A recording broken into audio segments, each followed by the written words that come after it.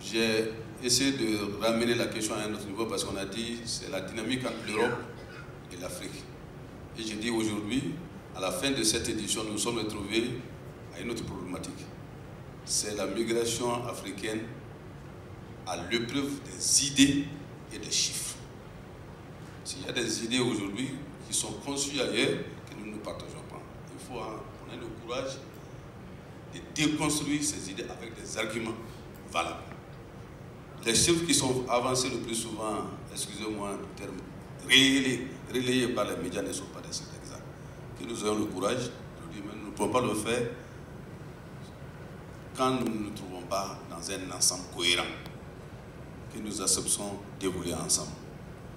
Mais à la fin de cette 19e édition, je pense quand même qu'il y a une unité forte qui ressort. C'est que nous avons compris aujourd'hui, l'Europe comme l'Afrique, que nous devons construire des ponts et non des murs. Ça, je pense que nous sommes arrivés à cette vérité et il faut maintenant trouver les mécanismes pour que cela soit partagé par les deux peuples, de part et d'autre.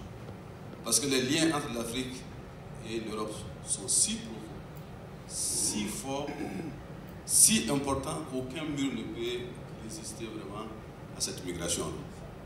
Donc nous devons, de le dire, et avancer ensemble.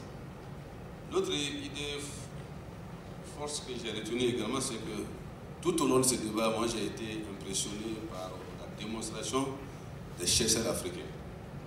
En gauche, à l'UNSAL, qui a démontré aujourd'hui par l'anthropologie, l'histoire, la culture, que vraiment nous avons quand même des idées à partager avec nos homologues européens sur la migration et dans tous les sens, et qu'ils n'ont pas de complexe par rapport à ces débats-là. Et les débats ont été menés parfois de façon très passionnée, sinon passionnante, à tous les niveaux. Ça démontre l'intérêt que chacun vraiment a par rapport à cette thématique.